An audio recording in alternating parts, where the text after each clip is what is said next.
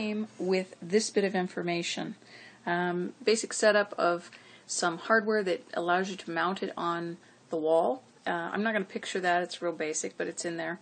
Wireless soundbar quick setup guide shows you basically how to get started, and the user manual, which I wish was a little more extensive.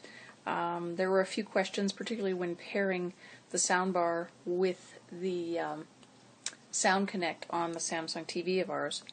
Then you get the Samsung remote. The remote on the back has this little thing. You're going to need to twist that off. It's a space for a battery that's a dial shaped.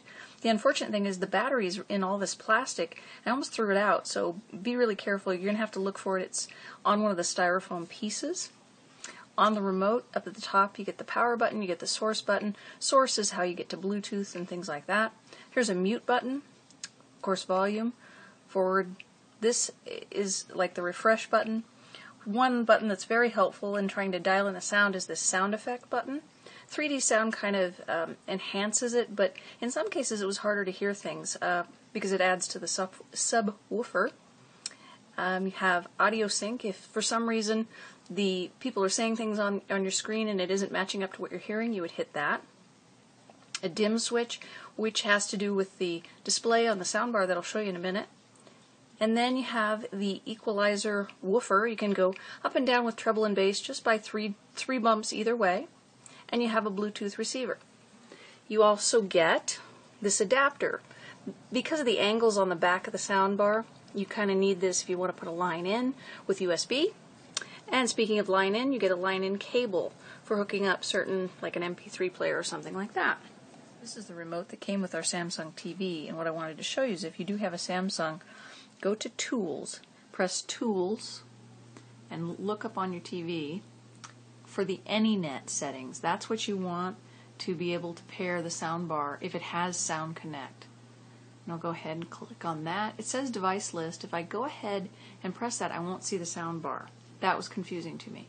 But go down and make sure your receiver is on. When I had it set to off, it wouldn't show up at all. Make sure it's on to on. This is in the AnyNet settings in Tools. Go up to Device List. And then right now it's only showing the DVR that we've got set up. I'm going to go ahead and go to Refresh. Now it'll go through this and it'll actually show it's picking up the soundbar. That never does show up in the devices, which I thought was really odd. 100% complete. And I'm doing this all with the TV remote. I click OK. And again, it doesn't show up in the device list. I'll refresh it. And again, it will go back through. It'll acknowledge it has a soundbar, but it won't show up in the devices. Pretty odd, I thought. And you'll notice that we have D in. You don't have it set to TV on the soundbar. It's the top middle part of the display on the soundbar. You'll notice you have a power button off to the left. You have some volume controls, and then you have a function button. And on the front, you have this nice display. Right now I have D in. That's what's working for our TV with the Sound Connect using the AnyNet connection. But I'm going to go ahead and on the remote, which I have in my hand, I'm going to kind of play through this a little bit so you can see a few of the displays. This changes up the sound. I'm pressing the sound effects button. If you just press and wait a second, you'll see what it's changed to. It isn't really fast. If you go too fast, you'll miss it. What I found is that sports was really cool, particularly because it adds a lot more subwoofer. We kind of tend to leave it on the sports because of some hearing issues, and it just brings it more to the forefront, the sound. 290 watts total power for this one. It's in a big room. For us, we need a little bit more, but for a medium to small size room, this one should be more than adequate. The front here is kind of soft texture to it. You can feel the speakers behind it. I don't know if I can show you that by pressing on it at all, probably not. But they're sitting right here, and then there's little bits on the end. It's kind of dark in here, and you're just going to see dust. But there you go. Here's some sound. Over here, the subwoofer can be placed anywhere in the room within 33 feet. You'll notice the blue light is on. When it was pairing, the blue light would flash. There are directions how to do that. There's actually on the back of this a very small button that I can't really show you, that you would press that at the same time and you're looking for flashing blue lights to connect. I'm going to go ahead and turn up the sound a little bit.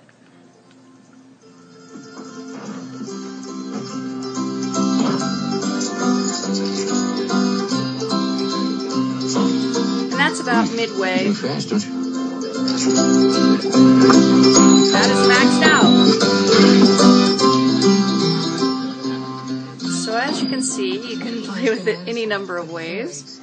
And overall, really good sound coming out of this little space.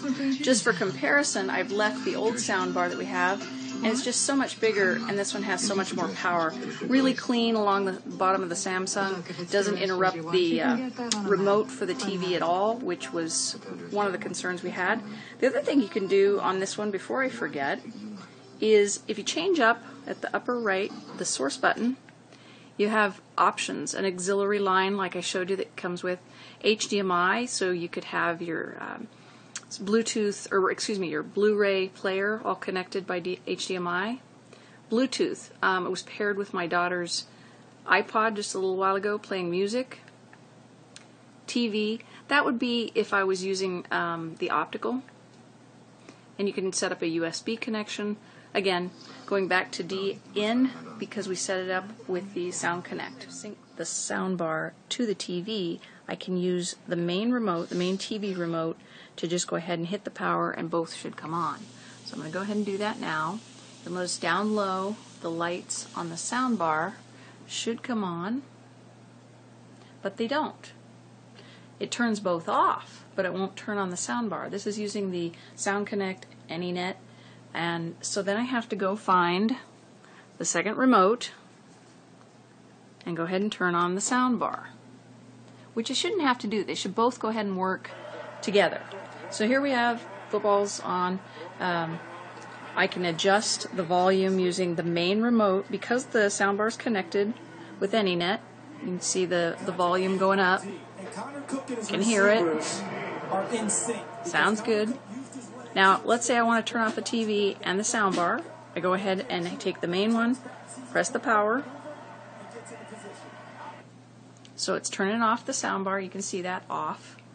Okay, they're both off. I want to turn them back on again. I go to press the power. TV will come on, but not the soundbar again. I have to go back to that second remote. I see that as a flaw in this particular setup. I have to go back to this remote again.